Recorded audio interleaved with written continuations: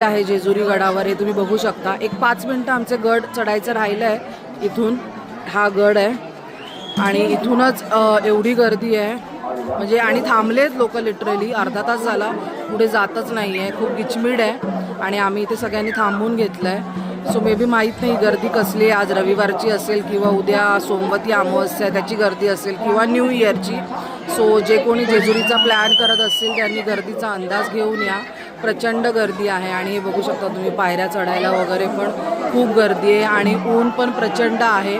So आम्ही पण, आम्हाला जर दर्शन भेटलं तर आम्ही घेणार आहोत, कारण आमच्याबरोबर वयस्कर लोक आहेत आणि लहान मुलं आहेत। सो या गर्दीत जाणं तितकं प्रेफरेबल नाही आहे आमच्यासाठी।